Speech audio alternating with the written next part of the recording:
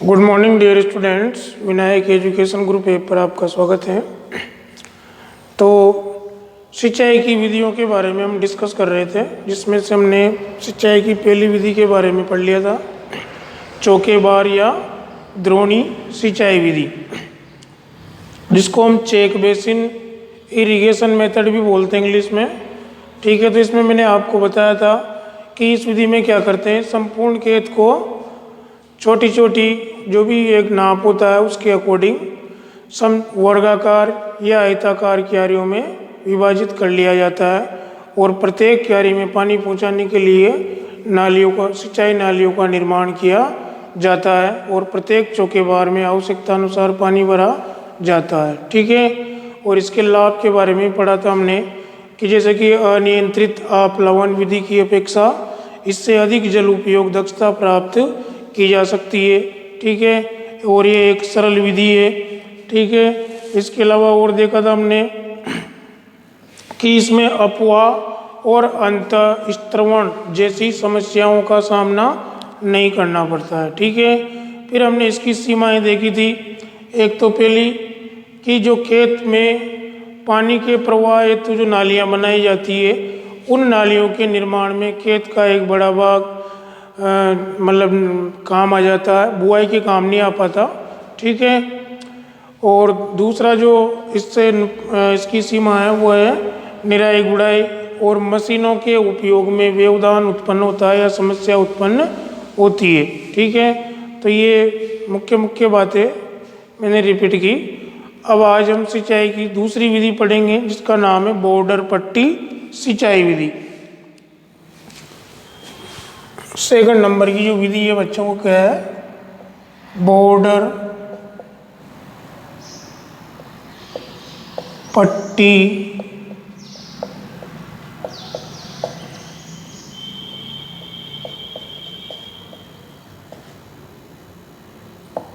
सिंचाई विधि।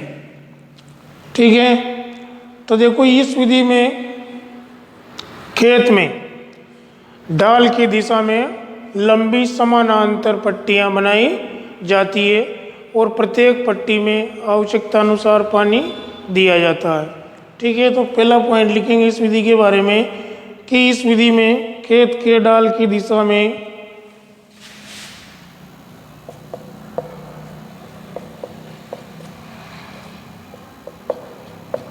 इस विधि में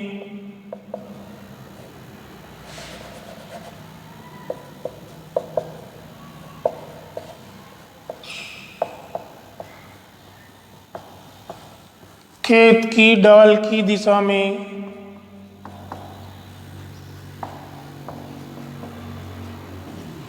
लंबी पट्टियां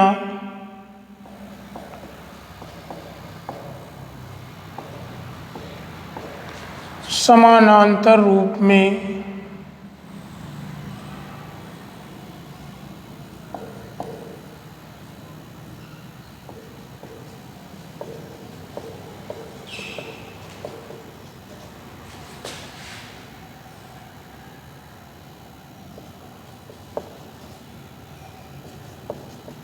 बनाई जाती है। ठीक है, तो इस विधि में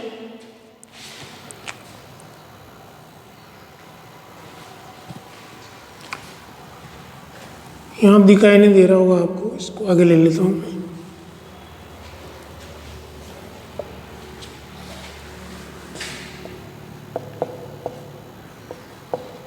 तो इस विधि में खेत के डाल की दिशा में लंबी पट्टियां समानांतर रूप से बनाई जाती है। जैसे मान लो कि ये अपना खेत है,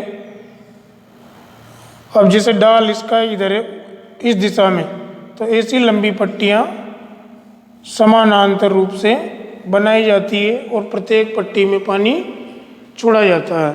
ठीक है, तो सेकंड बिंदु हो जाएगा इस विधि में प्रत्येक पट्टी में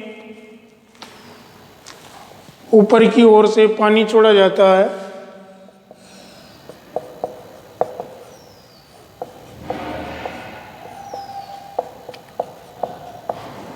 प्रत्येक पट्टी में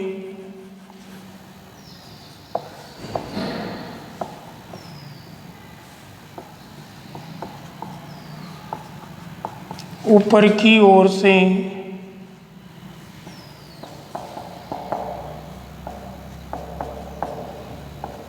पानी छोड़ा जाता है जो एक पतली महीन परत के रूप में निचले सिरे की ओर बहता हुआ आता है, जो एक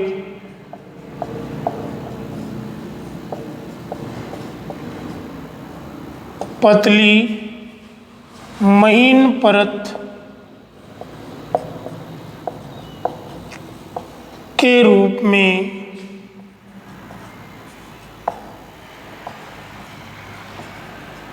नीचे की ओर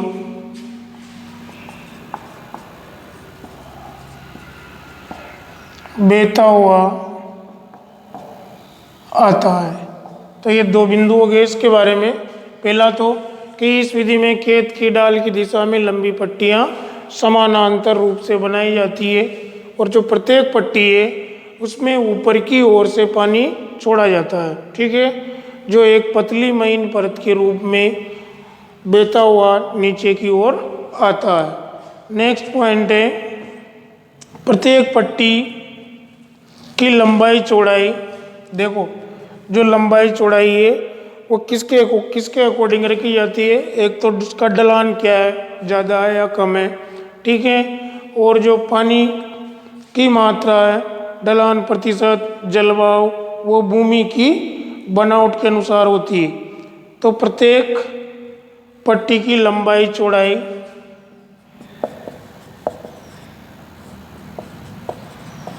प्रत्येक पट्टी की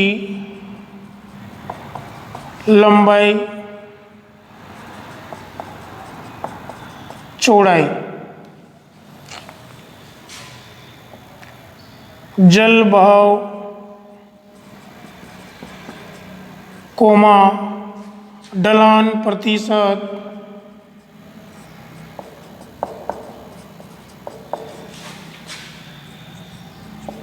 व भूमि की बनावट के अनुसार रखी जाती है।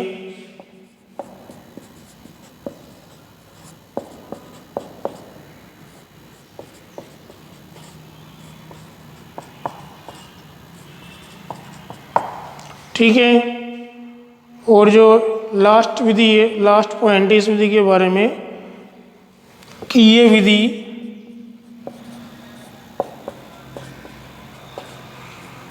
पास पास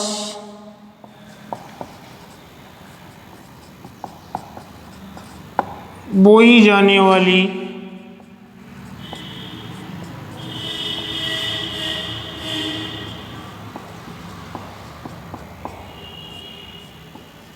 फसलों के लिए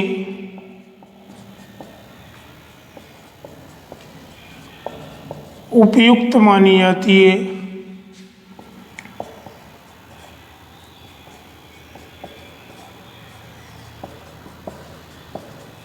जैसे गेहूं, ठीक है। तो ये चार बिंदु हो गए बच्चों इस विधि के बारे में। सबसे पहला बिंदु कि इस विधि में खेत के डाल की दिशा में लंबी पट्टियां समानांतर रूप से बनाई जाती है और प्रत्येक पट्टी में ऊपर की ओर से पानी छोड़ा जाता है जो एक पतली महीन परत के रूप में बहता हुआ नीचे की ओर आता है। और जो पट्टी की जो लंबाई चौड़ाई रखी जाती है वो किसके आधार पर रखी जाती है कि भाई जलवायु कैसा है, ढलान प्रतिशत कैसा है और भूमि की बनावट कैसी है, इसके अकॉर्डिंग पट्टियों की लंबाई चौड़ाई रखी जाती है। और ये विधि पास पास बोई जाने वाली फसलों के लिए अच्छी मानी जाती है कि जैसे कि गेहूँ, ठीक है। अब वही सेकंड, इस विधि के क्या लाभ है, क्या फायदे हैं, उसके बारे में डिस्कस करेंगे। तो देखो सबसे पहला तो ये आसान विधि है।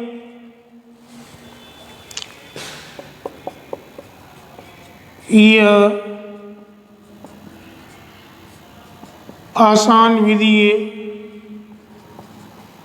दूसरा जो फायदा होगा वो क्या है कि अगर अधिक जल मात्रा हो उसको भी इस विधि में अधिक जल मात्रा व प्रवाह को आसानी से प्रयुक्त किया जा सकता है। इस विधि में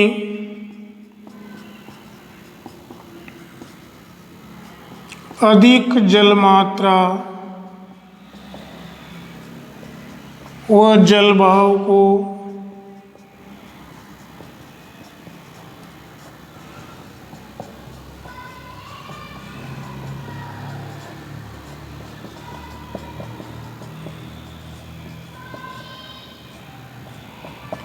आसानी से प्रयुक्त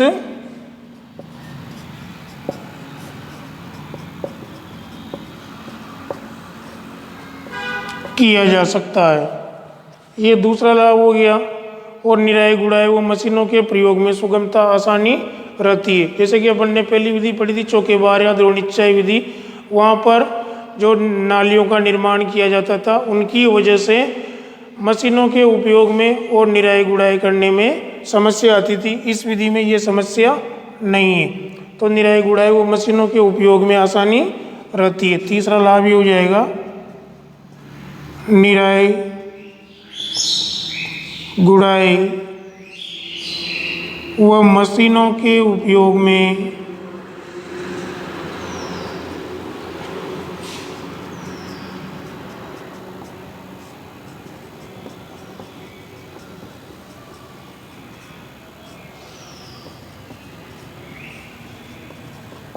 आसानी रहती है। ठीक है, अब देखते हैं इसकी सीमाएं, क्या क्या लिमिट्स है इसकी। तो पहली सीमा है, चलो एक लाभ और लिख लेते हैं इसका पहले, जल निकास करने में आसानी रहती है। चौथा लाभ और लिख लेना एक, जल निकास की व्यवस्था करने में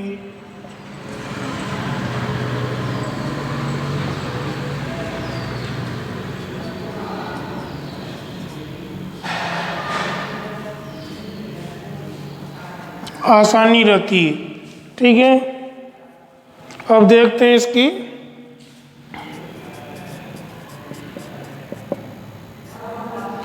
सीमाएं।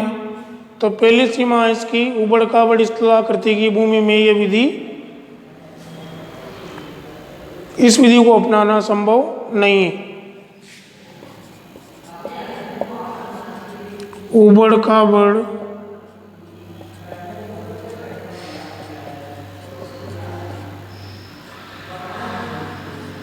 स्थलाकृति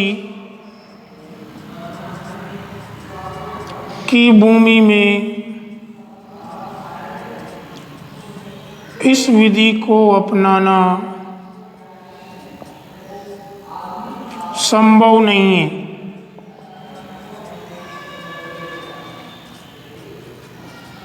यानी कि अगर उबड़ खाबड़ भूमि है, वहाँ पर हम बॉर्डर पट्टी सिंचाई विधि को अपनाना चाहे तो संभव नहीं है।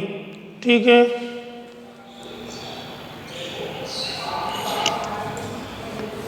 अब नेक्स्ट जो लाभ है इसका, यहाँ एक और लाभ लिख देता हूँ मैं, धान जैसी फसलों में इस विधि से सिंचाई करना संभव नहीं है, क्योंकि उसमें पानी की अधिक मांग होती है। पानी धान जैसी फसलों में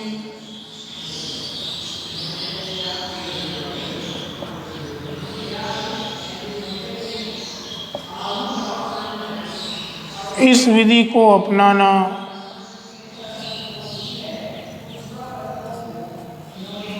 संभव नहीं है। दूसरी सीमा ये हो गई कि धान जैसी फसलों में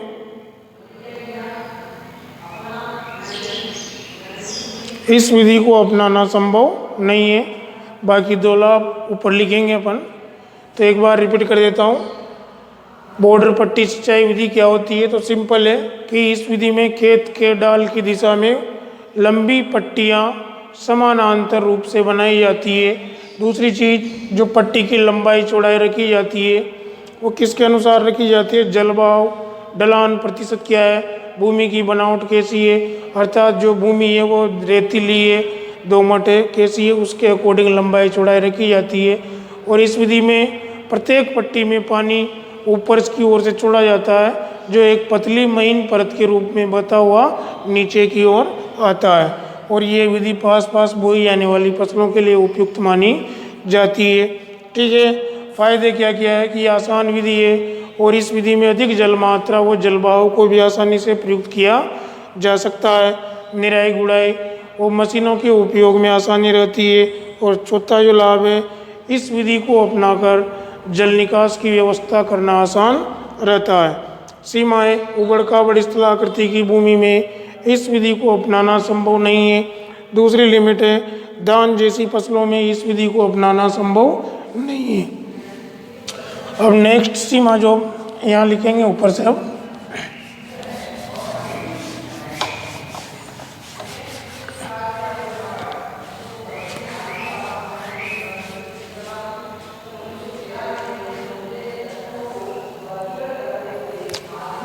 जल प्रवाह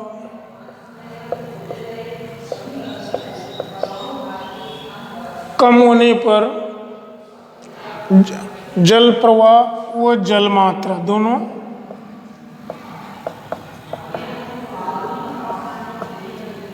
जल मात्रा कम होने पर इस विधि को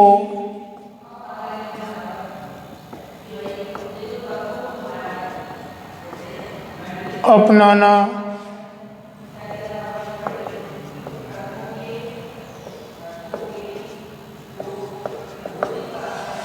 संभव नहीं है। चौथी जो लिमिट है वो हो जाएगी बॉर्डर की संपूर्ण चौड़ाई में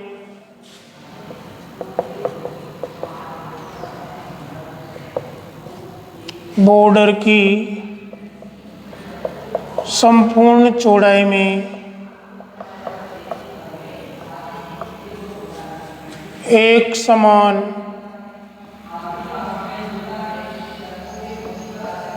जल प्रवाह करना कठिन होता है। ठीक है, तो ये थी बच्चों बॉर्डर पट्टी सिंचाई विधि। एक बार मैं सारी विधि को संक्षिप्त में आपके सामने बताता हूँ। जैसे ये खेत है तो अपने इस विधि में सबसे पहला बिंदु देखा कि इस विधि में ढलान ये है ऊपर से नीचे। ठीक है, तो इस विधि में लंबी लंबी पट्टियाँ समानांतर रूप से बनाई जाती है। ठीक है, पानी जैसे मान लो ये सिंचाई नाली है, ऊपर से नीचे की ओर छोड़ा जाता है। ठीक है, और जो पानी ऊपर से नीचे की ओर छोड़ा जाता है वो ऊपर से नीचे की ओर बहता हुआ महीन परत के रूप में नीचे की ओर आता है। तीसरी, इसमें जो लंबाई चौड़ाई रखी जाती है वो किसके आधार पर हमने देखा था, वो भूमि की बनावट कैसी है, ढलान प्रतिशत कैसा है, खेत का जलवायु कैसा है, उसके अकॉर्डिंग लंबाई चौड़ाई को कम ज़्यादा किया जाता है। ठीक है, तो ये विधि थी। इसके बाद में हमने चौथा पॉइंट देखा था कि ये विधि पास पास बोई जाने वाली फसलों के लिए उपयुक्त मानी जाती है। क्या क्या फायदे हैं? आसान विधि है। दूसरा, इस विधि में अधिक जल मात्रा व अधिक जलवायु को भी आसानी से प्रयुक्त किया जा सकता है। और मशीन निराई गुड़ाई व मशीनों के उपयोग में आसानी रहती है।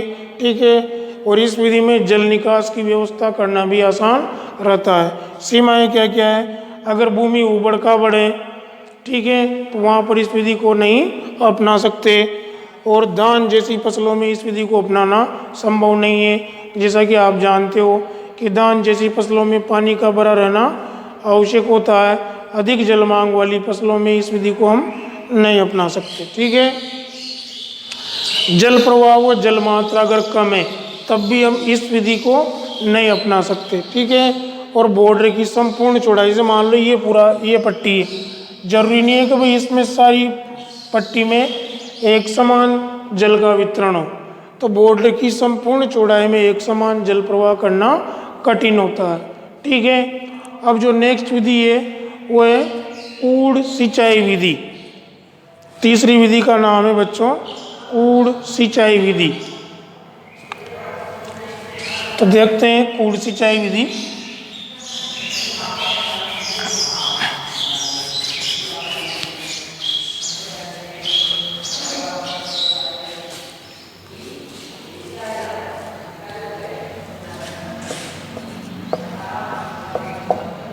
या इसको फरो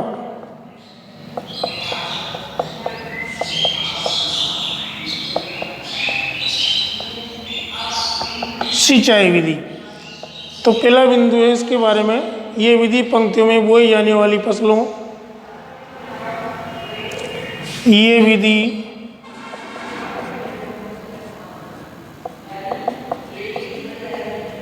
पंक्तियों में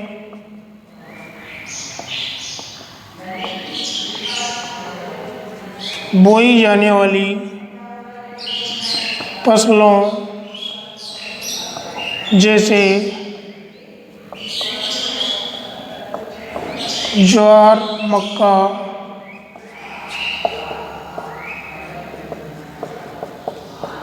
इत्यादि के लिए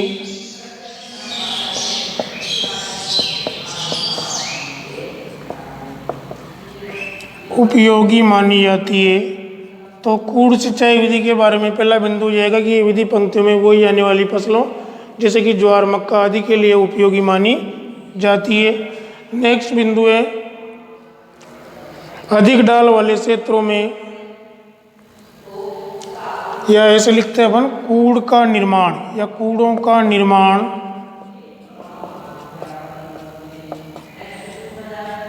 कूड़ों का निर्माण अधिक डाल वाले क्षेत्रों में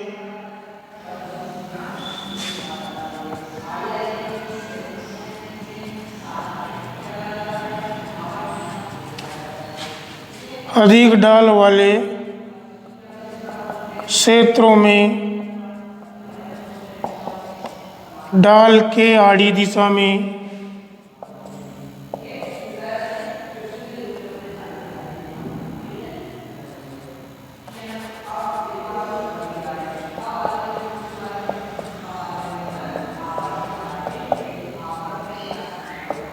समोच्च रेखा पर, समोच्च मतलब समान ऊंचाई, समोच्च रेखा पर किया जाता है।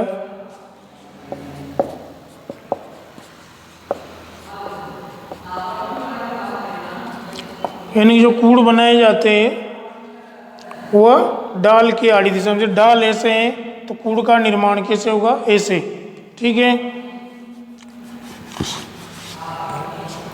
अब इस विधि के क्या क्या लाभ है, क्या क्या बेनिफिट है। लाभ, पहला लाभ है इस विधि का वाष्पन द्वारा जलाश व पपड़ी बनने की समस्या। ऐसे लिख सकते हैं, इस विधि में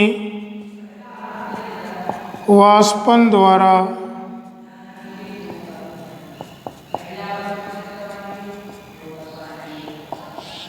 जलाश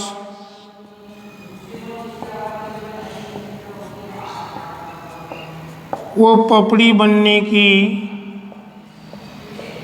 समस्या नहीं रहती है। पहला लाभ ये है कि वाष्पन द्वारा एक तो जल का ह्रास नहीं होता और पपड़ी नहीं बन पाती है, पहला लाभ है। दूसरा लाभ है कम मजदूरों की आवश्यकता होती है।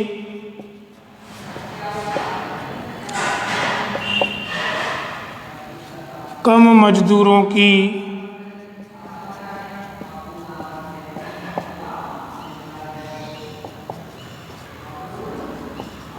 आवश्यकता होती है और चौकेबार विधि की अपेक्षा खेत का कम भाग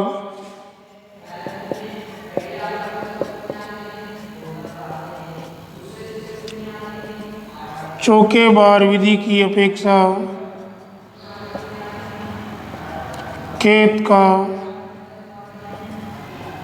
कम भाग मेड़ व नालियां बनाने के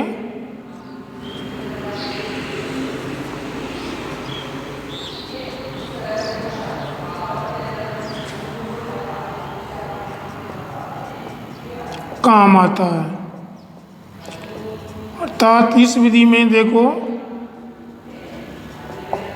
भूमि की व्यर्थ बर्बादी नहीं होती, खेत का अधिकांश भाग बुआई के काम आ जाता है। जबकि चौकेबार विधि में हमने देखा था उसकी सीमा में कि इस विधि में खेत का अधिकांश भाग में बुआई नहीं कर पाते, या अधिकांश भाग में मेड़ व नालियों का निर्माण करने से खेत का अधिकांश भाग बुआई करने के काम में नहीं आ पाता है। लेकिन इस विधि में खेत का बहुत कम भाग मेड़ व नालियाँ बनाने के काम आता है, जिससे भूमि की व्यर्थ बर्बादी नहीं होती है। सीमाएं क्या क्या है, अब देखते हैं इसकी लिमिट्स। पहली जो सीमा है इसकी, अधिक वर्षा वाले क्षेत्रों में इस विधि को अपनाने से, ऐसे लिखते हैं, इस विधि को अपनाने से अधिक वर्षा वाले क्षेत्रों में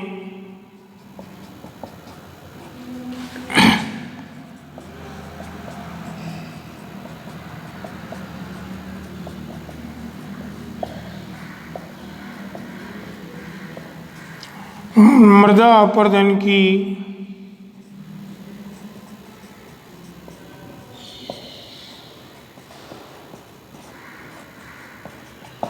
समस्या रहती है। दूसरी सीमा है, मेड़ों पर लवण एकत्रित होने से पौधों की वृद्धि पर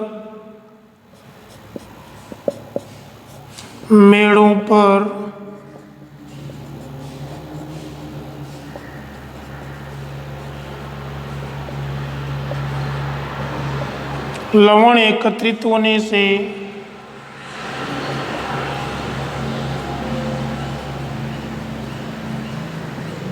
पौधों की वृद्धि पर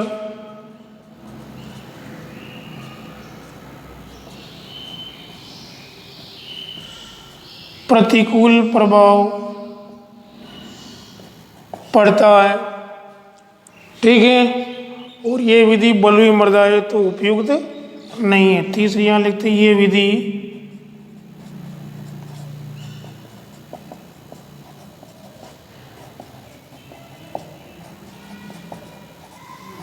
बलुई मृदा है तो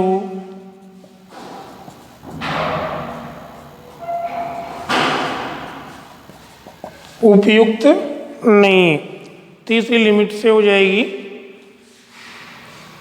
ठीक है, और अब एक लास्ट लिमिट बची है। चलो ठीक है, 3 ही खूब है। तो देखो एक बार रिपीट करता हूँ मैं कूट सिंचाई विधि को, कि यह विधि पंक्तियों में बोई जाने वाली फसलों जैसे ज्वार, मक्का आदि के लिए उपयोगी मानी जाती है। कूड़ों का निर्माण डाल की आड़ी दिशा में, ये डाल और ये आड़ी दिशा में समोच्च रेखा पर किया जाता है। लाभ क्या क्या है, इस विधि में वाष्पन द्वारा जलाशय व पपड़ी बनने की समस्या नहीं रहती है, कम मजदूरों की आवश्यकता होती है, और इस विधि में खेत का बहुत कम भाग मेड़ व नालियाँ बनाने के काम आता है, अर्थात खेत का जो अधिकांश भाग है वो बुआई के काम आता है। सीमाएं, इस विधि को अपनाने से अधिक वर्षा वाले क्षेत्रों में मृदा अपरदन की समस्या रहती है। दूसरा, मेड़ों पर लवण एकत्रित होने से पौधों की वृद्धि पर प्रतिकूल प्रभाव पड़ता है, और ये विधि बलुई मृदा है तो उपयुक्त नहीं मानी जाती है। और एक और लिमिट है, चाहो तो लिख लेना, कि इस विधि को अपनाने के लिए कुशल मजदूरों की आवश्यकता होती है। ठीक है, तो आज के लिए बस इतना ही। ओके।